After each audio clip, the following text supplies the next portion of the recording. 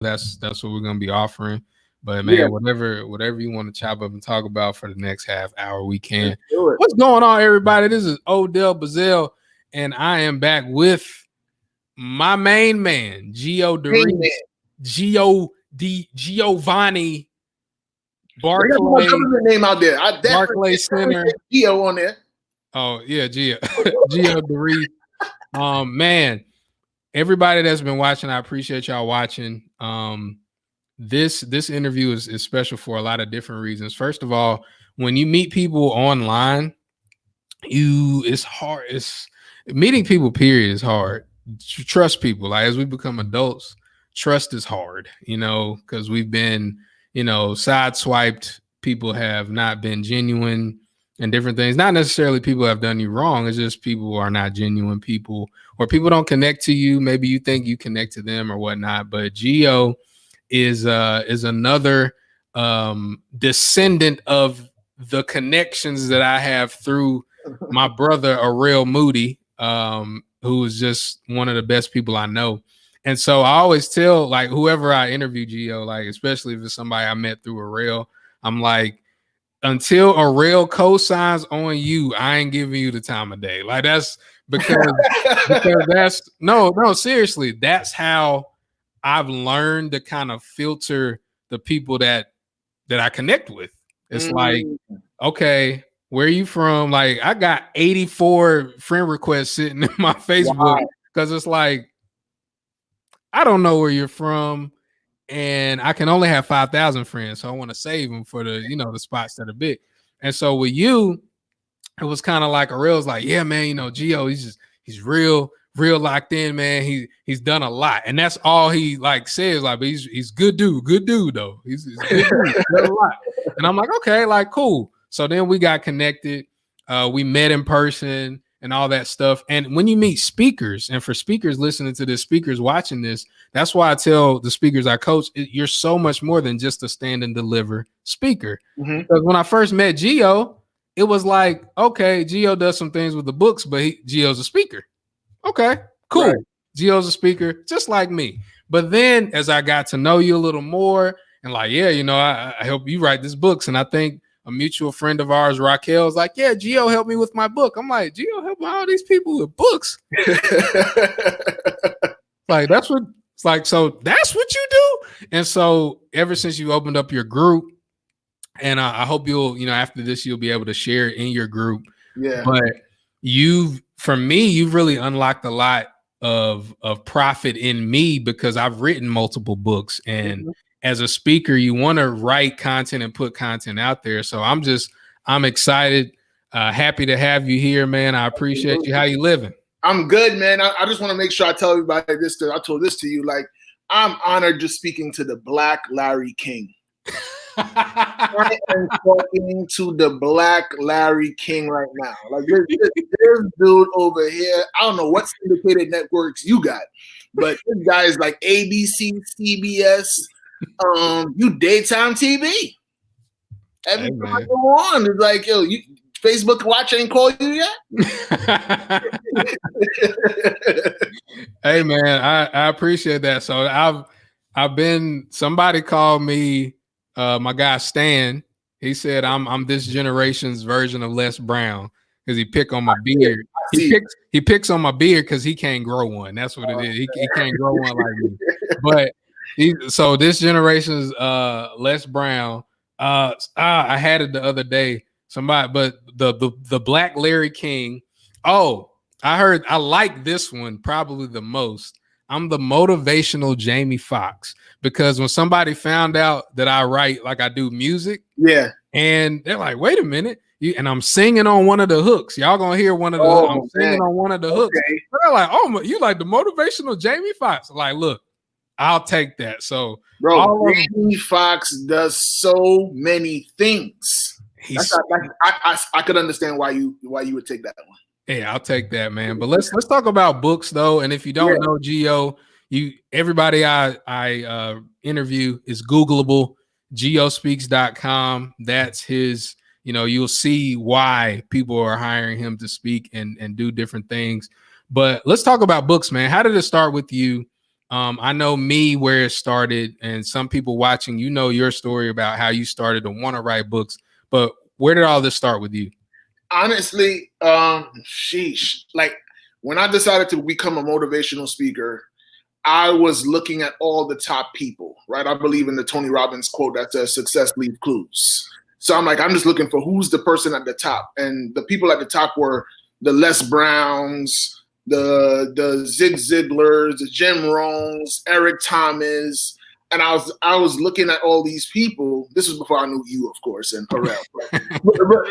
But as I looked at everybody, I started to see their bios. I would go into their about whatever page, and it would always say motivational speaker, and then there was a word next to it says author. And I was like, dag, man, I ain't got that. Because I was like, yo, motivational speaker. I did a motivational speech. I'm just like them. I got a motivational speaker, like that part down.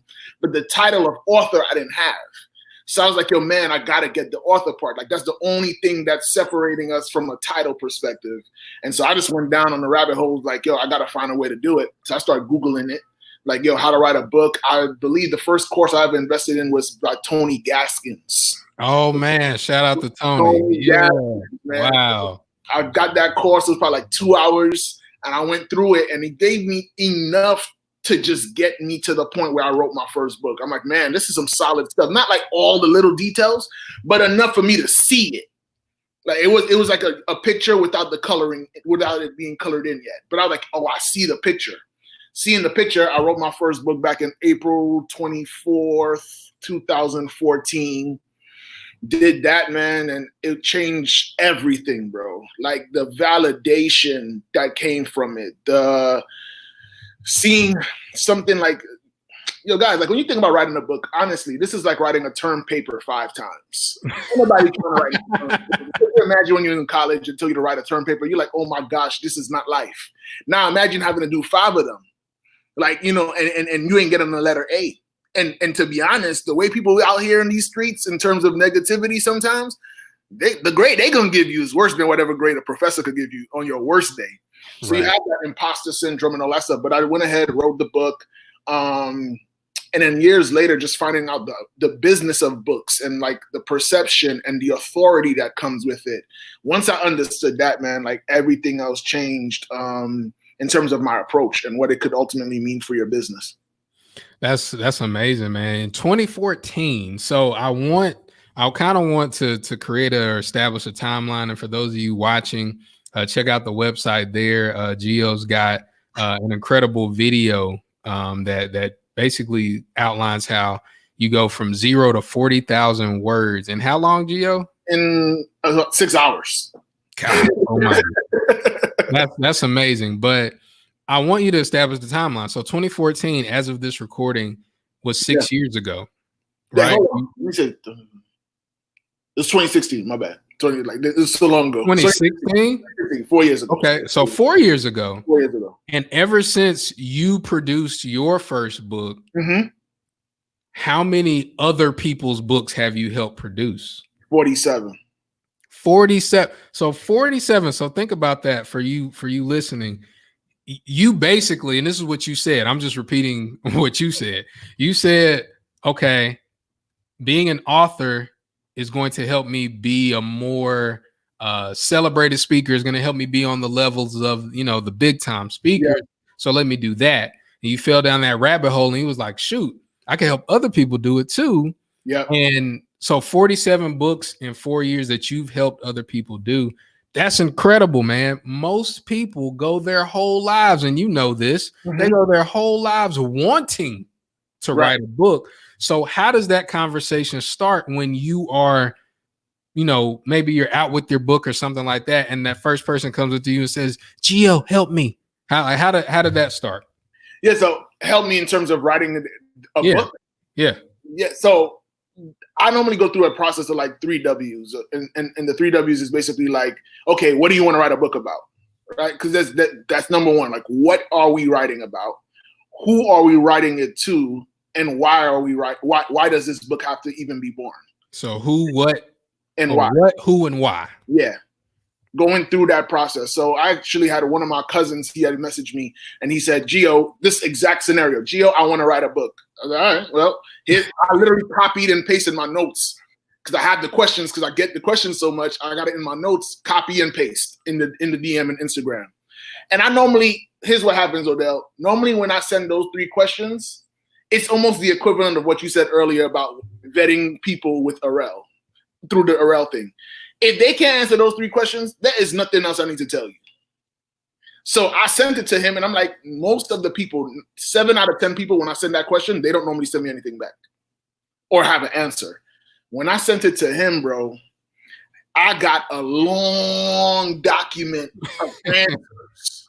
And I'm like, yo, hold on. Like, you really want to, like, you want to write a book. Like, you're not like, it's not like you wishing upon a star, wondering where you are kind of thing, right? Like, shout out to Rolls Royce. Yeah, so I saw that. But again, you got to know, what am I talking about? You got to have something to say. But the reality is also, who do you say it to?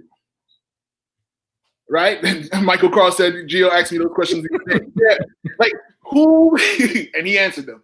But who am I writing to? Because what I think where people go wrong, and you know this from a marketing perspective, is that we will try to sell the best beef burger. We might have the best beef burger in the world, but if we try to sell it to a vegetarian, they'll never buy it. And what will happen is we'll think our book sucks. You'll be like, Dad, like I wrote a bad book. No, you wrote it to the wrong person. So it's important to know who you're writing it to, so that you can know, like, do I put in a little slang because I'm talking to high school kids from the inner city versus somewhere else. So who is very important. And then the why. The reason why is the why is that whole quote that says, if you have a strong enough why, you can endure anyhow. Yep. Writing a book is not easy. Say it again for the people in the back. Writing a book is not easy. It is not easy. Like this is your own personal work. You're going to be judged. You got the imposter syndrome. And then there's the other 100 steps in between idea and print that you got to go and navigate. So when I say the why part, it's why does this book have to happen? So right now at the time of this recording, we're in the middle of the pandemic. Are you writing a book that is tied to these times? Like, it's so important that they get this book right now. So it's going to serve people in the time that we're in. But then also the other side of the why question is, what's the consequence? What's the consequence of you not publishing this book? Like, what's the negative that's going to happen? That's like somebody saying the most selfish thing you could do is have a solution to fixing the pandemic and keeping it to yourself. That's selfish.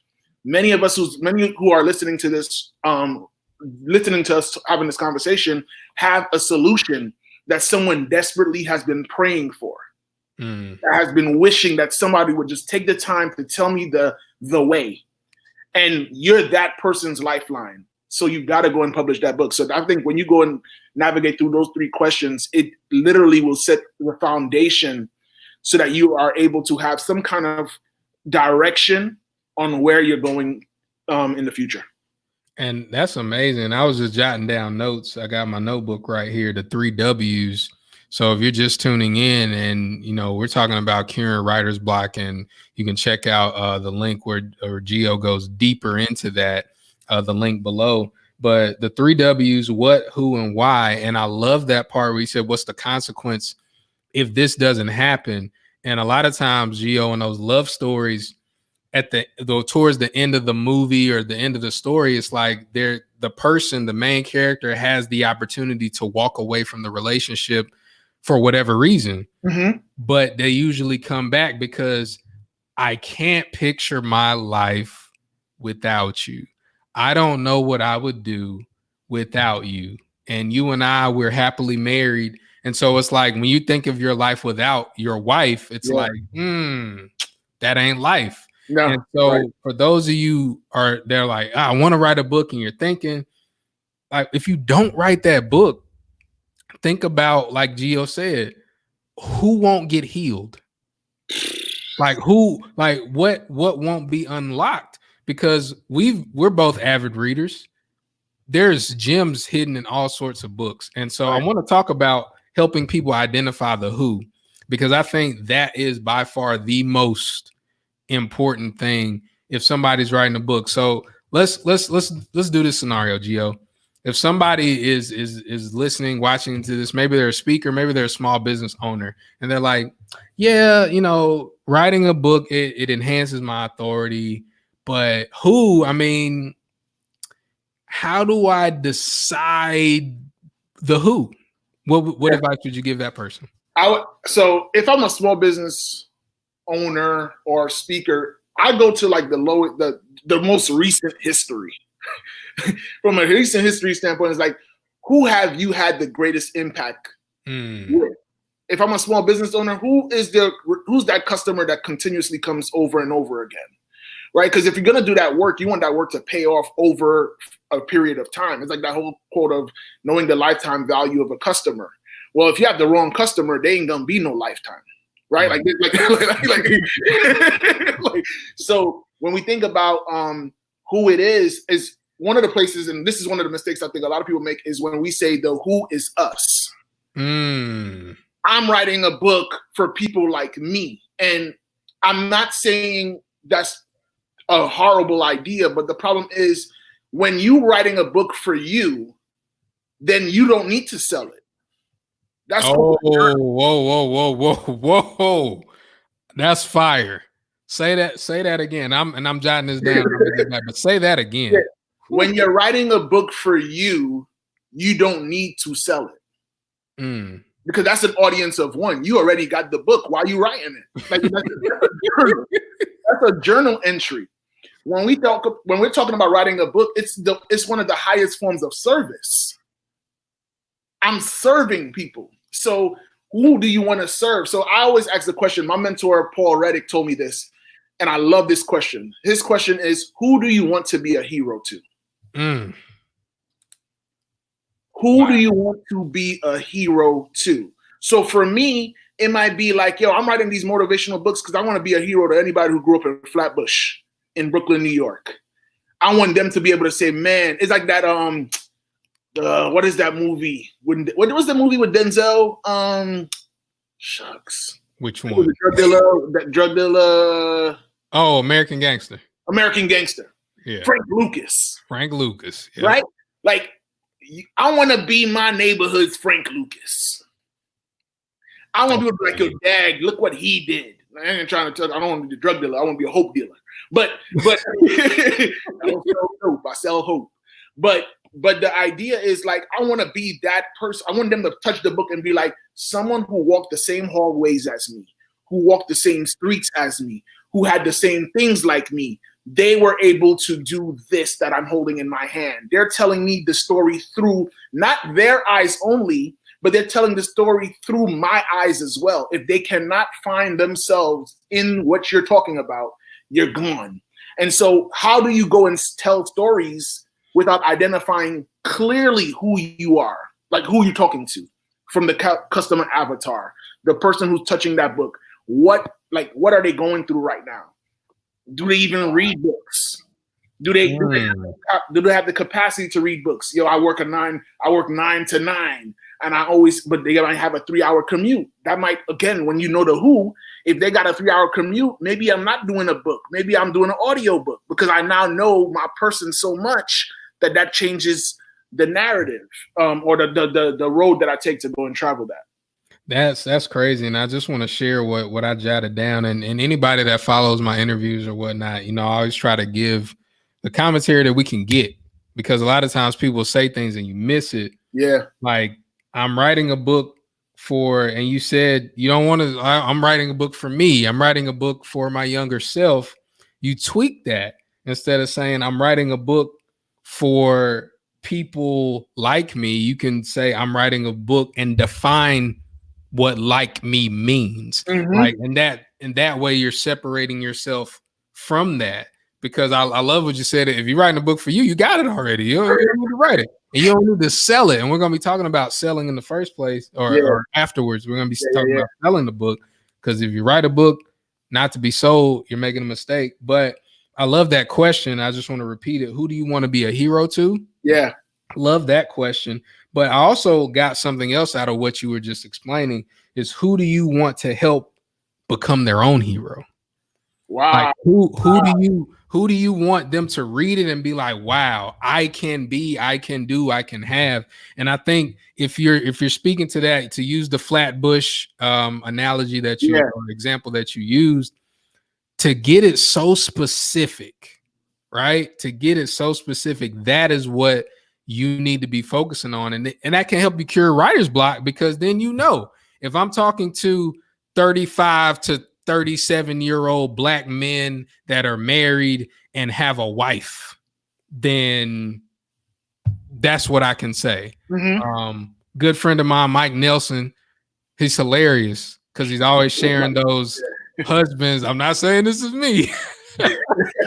He's always sharing like stuff, and he says he gets it from different places. Some of it's based on his life, but he shares like, hey, husbands, and then he, plots out a scenario. Right. And odds are, if you married to a woman, you can relate. And you're like, dang, I'll be feeling like that too. So that's what you want the person to do. That's genius level stuff. Now, I want you to talk, Geo, about not just creating the book, because creating the book, everybody wants to do that. Everybody wants to write a book. Everybody wants to hold the book. I think I got one of the books that you helped bring to life in my hands right now. The superstar. Yeah, Raquel Bartoli from the Bartoli Ballers. And if she sees this, she's going to be mad at me. But you have it in your hand. Yay! Great. Now what? Yeah. So and yeah, that's the part that a lot of people so that I have the book, but it's a product, right? And you want to use it like it's a tool, essentially, is what it is. And you want to exchange it for money, or you exchange it for relationships, or which is money as well. Like there's money in relationships. You talk about that very well with relationship and revenue. So like once you have the book, it's now the promotion side starts. And here's the sad part. We normally start promoting our books or selling our books when it's done. What's wrong with that? You want to build that anticipation. You want to get people to go and start saying, oh, snap. Like whenever you hear your celebrities, the people that you're studying talk about stuff, they've done primed you for months. Tony Robbins, when he was doing his book, before his book even came out, Russell Brunson shared this. He did 240 interviews and the book wasn't even done yet. Wow. But think about that stored energy that's just waiting to be like, yo, come on, give it to me already. And then they you go there, and then when you go, because what happens is once we have the book, if we're going to say, hey, my book is available now, where's the energy? Where's that stored up energy, that hype? Like, oh my gosh, it's dropping, it's dropping, it's dropping. It's the same thing you see with the Yeezys. It's the same thing you see with the Jordans. They don't just say, yo, listen, I wish we could all be Beyonce and just drop an album at 12:01 a.m. and we good. I ain't reached that level yet. But if you're talking about like the regular people, you got to build that anticipation. So this is the thing where you say, like, again, like, I know you talk about like, how do you sell it? But I always tell people all the time, like, take your book cover, even before the book is done, and just say, yo, what y'all think about this book cover? Immediately, they're like, yo, hold on, this guy dropping a book? Now, when they make a comment, that is the whole thing of influence by Robert Cialdini. When someone makes a comment and says, yo, that book cover is dope, that's one yes closer to them buying it. So you want to get them, and you want to, if another hack, get them to vote on the book cover. And you just did that. You just did that not too long ago. Yeah, get them. Which one you want? And guys, I'm gonna tell you honestly, the one that won was not the one that I wanted to pick. So when you see my book cover, remember it's not about me. So they voted for that cover. So that's the cover that's going to win, because that's what y'all voted for. So when we think about the idea of commitment and consistency, if they said this is the book cover they wanted, they have to defend that choice later on when it comes to selling it. And so that's why you get them involved as much as you can, as early as you can. So then that way you build in that commitment and consistency thing, so that when you're going to say, yo, I now know all the 100 comments that people left, that's the first people I'm going to when the book is done. it's already a warm group of people versus like, yo, I didn't even know you had a book coming out.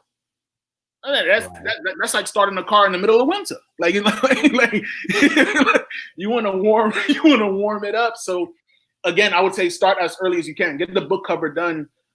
Gets to build the anticipation, build the excitement. But at the same time, you want to go again. That's why I said the who is so important, because when I know who the who is, I now know which Facebook groups to go in. I know which what email list do I need to go and follow.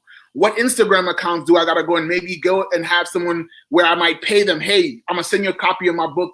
I'll pay you $100 to hold the book and make a post about it. Now that person got 20,000 followers, 30,000 followers, they got your book. And now because you identified who the audience is, you know that's the people that you want to work with, or you want to go and inspire, that's who you want to be a hero to, you can go and position your stuff around there. But there's so many different ways from a book promotion standpoint. There's things like BookBub where you can go and pay for promotion. You can go ahead and build an email list. You can do pre-orders as well and get a lot of bonuses from your community and go and stack the odds of like, hey, you can get $300 worth of value for $20 for a limited time only. But yeah, I don't know if I answered your question, but there's so many different ways to promote. Yeah, and I think one thing I wrote down, and it's funny, I interviewed a copywriter earlier today, and we were talking about open loops. And that's one thing that literally in marketing, you just said, you're like, hey, here's this thing, I'm thinking about doing it. Then people will come back and say, hey, what's going on with that thing? Like the book, are you still coming out with it? Like, what are you doing? And that's what you want.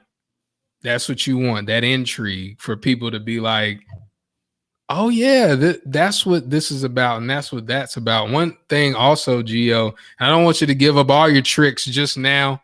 I know you got a course coming up. Yes. That for people that maybe they can't afford to, work with you in the where you do everything, where your company does everything for them, but they can start piecing together their own book. So make sure you click the link and get on that list and check out that video.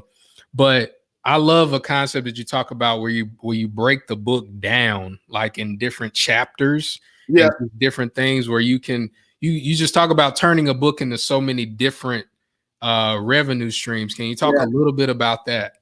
The different revenue streams? Yeah. So number one, obviously you sell the book for just the book itself, right? The other side of it is that it could turn into a course itself.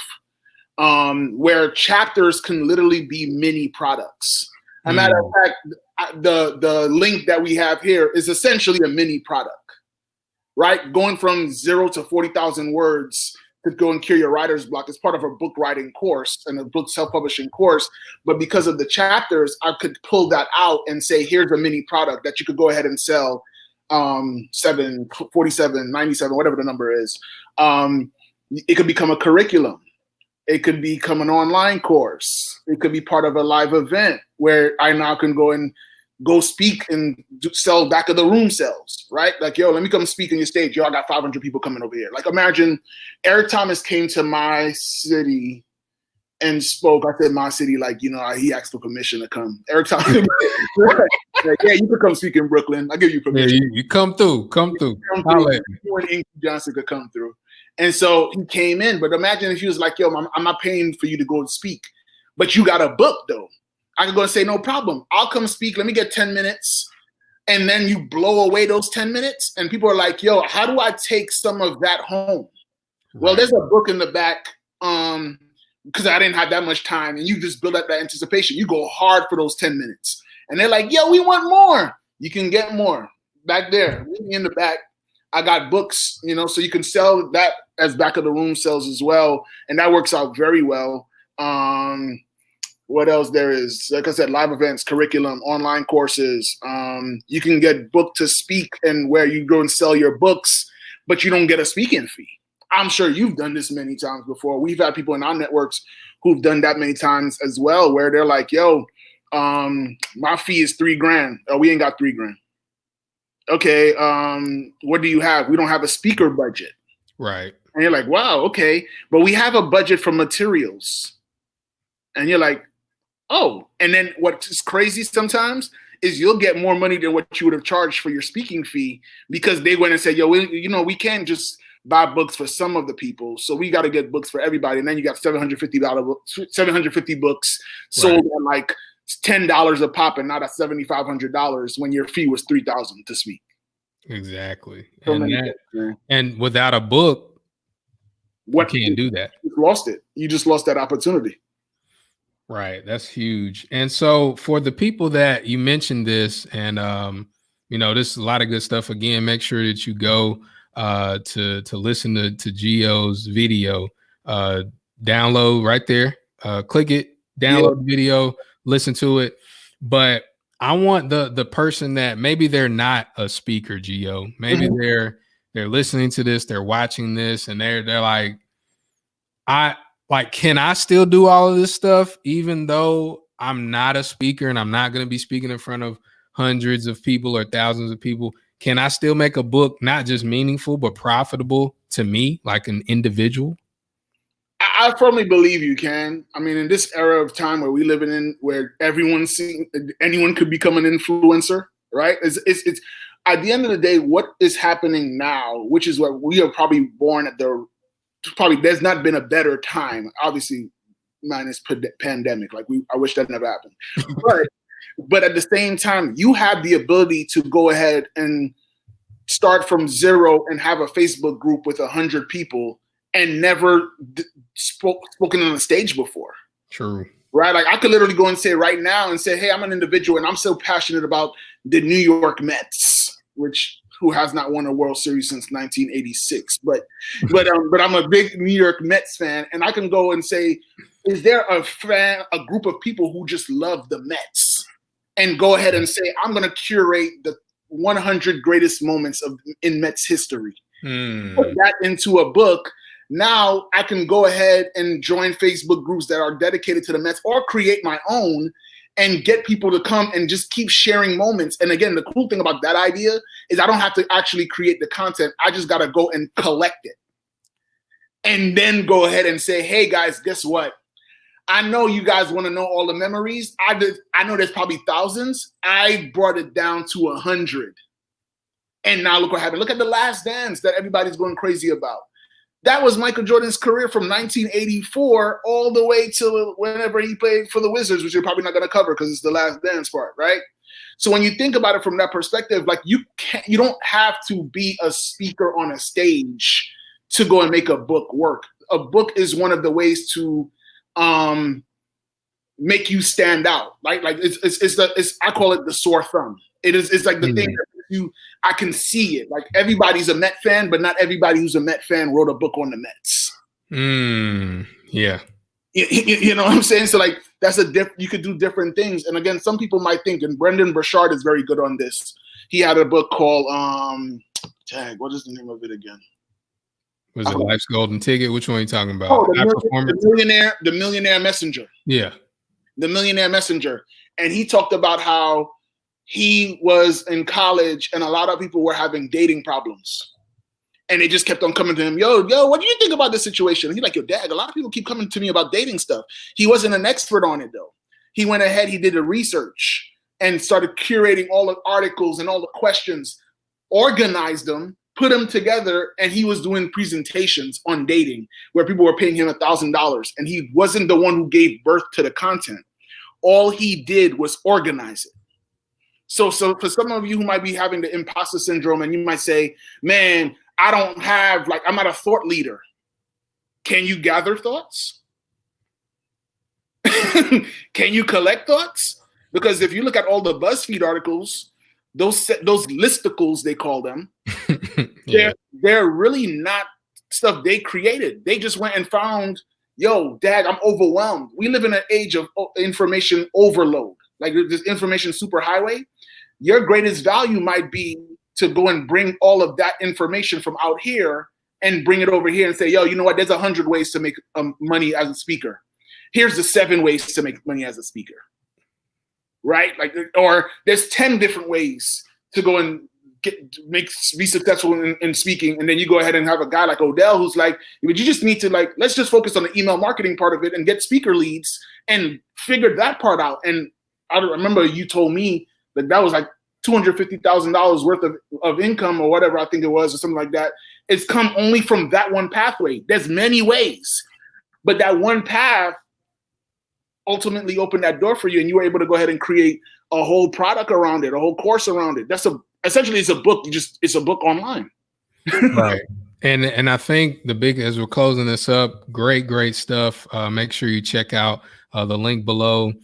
But I think the biggest thing that you said that I want to get out to people is that you communicate through a lot of different ways. Mm-hmm. A book, and you said it, your words, you said a book is the highest level of service. If you think about how you consume life-changing information, the best ways are either you hear it or you read it. Like, that's it. And so with a book, especially with technology, we have audiobooks, and you read it, like that's the highest level. So for you listening, think about all the conversations, and we're closing this up by curing writer's block. Think about all the conversations you have with your significant other, with your friends, with different people like that. Take the stuff that Geo talked about, what, who, why. Just continuously answer that question as you're going through trying to come up with your book. If you want somebody to help you put your book together, Geo has got some resources for you. Make sure you go and check out the latest resource, how you go from 0 to 40,000 words in 6 hours. Shoot, I want to know because I got how many more? I got 20, about 15,000 more words for this book that I'm working on. And I'm trying to get it done in the next week and a half. So the answer is on that link. Well, cool. Make sure you go there. Everybody, we appreciate you. And get your words out there. Positive, well-crafted words are needed. Geo, you got any parting words? Listen, man, it's been an honor talking to the Black Larry King. I appreciate you for doing this. And honestly, I really believe, I'll leave you with this. I know that it's overwhelming. I know that you have that conversation in your head about, dad, man, like, who am I to go and write a book? But I will tell you, there's no greater feeling than to walk somewhere, see someone prejudge you because they didn't know you. And then all of a sudden you pull out a book, and all of a sudden it's like the veil was taken off. I remember going to my coach, and he's a devil's advocate guy. He's the guy who's like, let me check this 3, 4, 7 times. And so I said, yo, I want to come speak to the students and stuff. He's like, Geo, yeah, a lot of people say that. And I said, okay, cool, no problem. And he goes and he says, I'm going to introduce you to my staff. And he was like, this is a guy I used to coach in football, and he actually does motivational speaking. He's a cool guy. I just wanted to go and introduce you guys. And I could see the room look at me, and it was like, so? And then and it was almost like I forgot I had the big joker in my back pocket. And I came and I took out my book bag. I said, yo, coach, I forgot to tell you, look, here's this is for you. He said, what is this? I said, it's my book. He said, you wrote a book? The whole room went like this. They're like, huh? Everybody started looking at me completely different. Now, here's the thing I will tell you. None of them even read the book. He had the book in his hand. He didn't open it. He just was holding it and said, guys, sorry, he's an author. He's an author. Guys, when I tell you that it went from, oh, that's nice, to when can he come speak at the breakfast for the young men that we're mentoring? Can we partner with him in any way? I went to a meeting one time, and I'll be honest, I was selling from my heels, they call it, where I was like trying to justify myself. You ain't got to book me. But the lady was like, you an author. You better step up on here. You better stand straight. Put your shoulder out, put your chest out. Like, you're an author. Don't let nobody do that to you. And she was literally begging me to give her a quote. Wow. So for those who's like, is it worth writing your book? The pain, listen, your wife knows this. I pray to God we will get the chance to do it. Labor pains, when you give that birth, there's nothing like it, man. And I know the pain of birth in my book, but I could tell you right now on the other side of it, I'm glad I have a child that I raised called The Thirst Is Real, and Geo's Gems coming up. And 47 others that you helped bring Yeah. into this world. You're a book doula, sir. You're a book midwife. Were you reading my notes, bro? I literally had that in a copy on my notes, like literally the book doula. Oh. So you literally hacked my phone, or no, I'm no. My wife's a doula. That's all. My wife. So anyway, just wanted to again thank you all. Author. The first part of the word authority is author. So become an authority. Write your book, and we'll see y'all on the next one. See you at the top, not from the top. God bless. Take care. Peace. In broadcast. That's the big red button.